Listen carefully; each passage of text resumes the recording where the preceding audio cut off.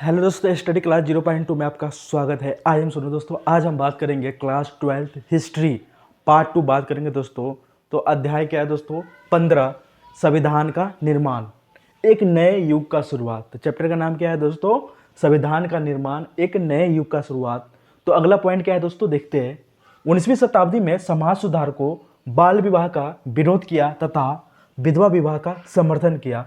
तब वे सामाजिक न्याय की अलग जगह रहे थे। उसी प्रकार स्वामी विवेकानंद ने हिंदू धर्म में सुधार की मुहिम चलाई तो ज्योतिबा फुले ने दलित जातियों का बीड़ा उठाया। तो क्या दे रखा है दोस्तों कि 19वीं शताब्दी में बाल विवाह का, है ना, समाज सुधारकों ने विरोध किया। तो बाल विवाह का मतलब क्या होता है दोस्तों? कम उम्र में, है ना, लड़कियां की शादी किया जा रहा था दोस्तों, है ना, कम उम्र में लड़कियों की शादी किया जा रहा था। तो उनका समाज सुधारकों ने क्या किया दोस्तों? विरोध किया। तथा विधवा विवाह माने जिसकी पति मर चुका होता था, उस महिला का, है ना, विधवा विवाह का समर्थन किया।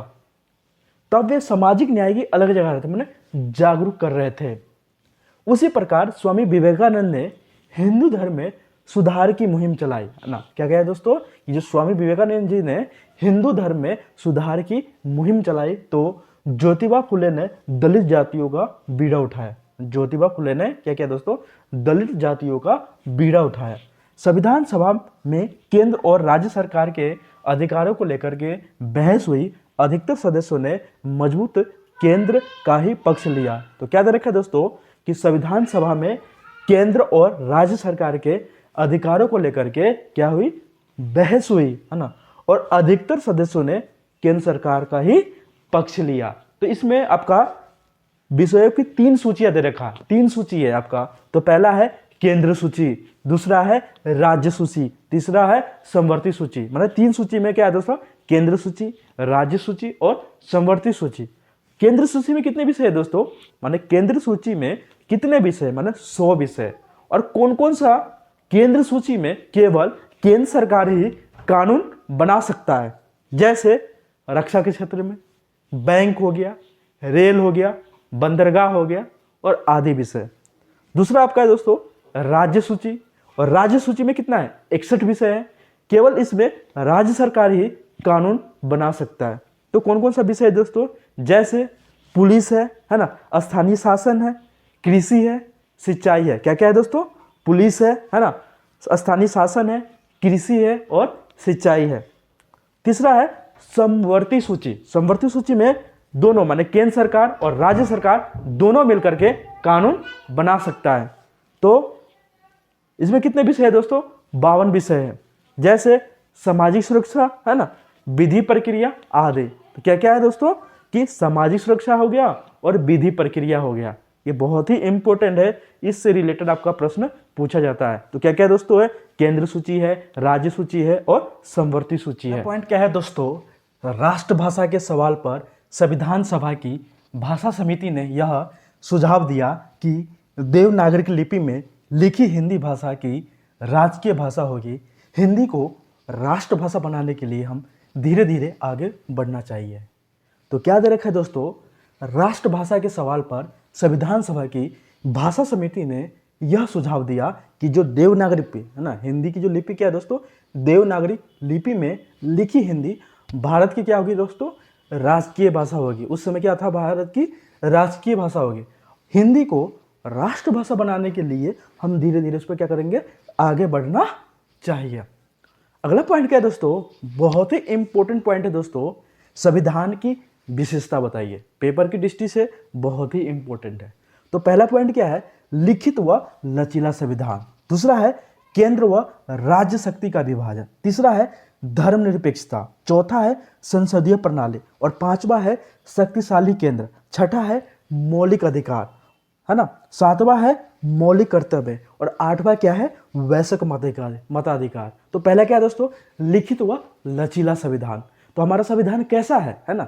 लिखित रूप में है ना, और आवश्यकता पड़ने पर क्या है? इसमें हम सुधार भी कर सकते हैं, इसलिए क्या है? लचीला संविधान भी है।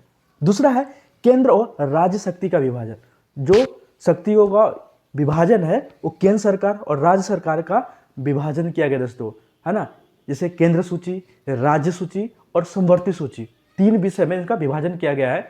तो तो केंद्र सूची में क्या होता है, केवल केंद्र सरकार ही है ना कानून बना सकता है। राज्य सूची में राज्य सरकार बना सकता है और समवर्ती सूची में दोनों बना सकते हैं। तो केंद्र सरकार और राज्य का शक्ति विभाजन किया गया दोस्तों। तीसरा है धर्मनिरपेक्ष। तो हमारा भारत कैसा है, धर्मनिरपेक्ष देश है। चौथा है संसदीय प्रणाली। तो हमारे देश में कैसी प्रणाली है, संसदीय प्रणाली। इसमें है जैसे केंद्र सरकार होता है, राज्य सरकार होता है और स्थानीय सरकार होता है ना। तो संसदीय प्रणाली में जानते हो दोस्तों, जैसे लोकसभा होता है, राज्यसभा होता है और राष्ट्रपति बैठते हैं। शक्तिशाली केंद्र। तो हमारे जो केंद्र है ना बहुत ही पावरफुल है ना। जो केंद्र शक्तिशाली केंद्र है ना, क्योंकि सारे जो एमपी है ना, मेंबर ऑफ पार्लियामेंट, वो चुन करके उस संसद में बैठते हैं। और जो हमारे देश के जो प्रधानमंत्री होते हैं वो क्या होता है, शक्तिशाली माने केंद्र के रूप में पूरे देश का नेतृत्व करते हैं। छठा क्या आपका है, मौलिक अधिकार। आप जानते हैं दोस्तों हमारे 6 मौलिक अधिकार है, जैसे समानता का अधिकार, स्वतंत्रता का अधिकार, शोषण के विरुद्ध अधिकार, धार्मिक स्वतंत्रता का अधिकार, शैक्षणिक एवं सांस्कृतिक अधिकार, संवैधानिक उपचारों का अधिकार। तो हमारे 6 मौलिक अधिकार है दोस्तों। अगला है मौलिक कर्तव्य है ना। हमारे 11 मौलिक कर्तव्य है, उसमें देश के प्रति है ना समर्पण है ना, आत्मरक्षा, देश के जो नियमों को पालन करना। 8वां है वयस्क मताधिकार। वयस्क मताधिकार मतलब देश के है ना जो नागरिक है, जो हमारा युवा है, 18 वर्ष की उम्र पार करने के बाद उनको क्या होता है, मत देने का अधिकार होता है। मतलब किसी भी जाति, किसी भी लिंग, किसी भी धर्म का हो, उन्हें मत देने का अधिकार होता है। उसी को बोलते हैं वयस्क मताधिकार। माने वो वोट देने लायक हो गए, मतलब 18 साल होते ही उसको एक राइट्स मिल जाता है कि मैं कौन सा नेता चुन सकता हूँ अपना वोट के माध्यम से। तो दोस्तों आपको समझ में आ गया हो। तो पहला है क्या है, लिखित व लचीला संविधान। दूसरा है केंद्र व राज्य शक्ति का विभाजन। तीसरा है धर्मनिरपेक्षता। चौथा है संसदीय प्रणाली है। और 5वां है शक्तिशाली केंद्र है हमारा। छठा है मौलिक अधिकार है। 7वां है मौलिक कर्तव्य है। 8वां है वयस्क मताधिकार है, अतः वयस्क मताधिकार है दोस्तों अगर ये वीडियो आपको अच्छा लग रहा है, लाइक, सब्सक्राइब एंड शेयर कीजिएगा। जय हिंद, जय भारत।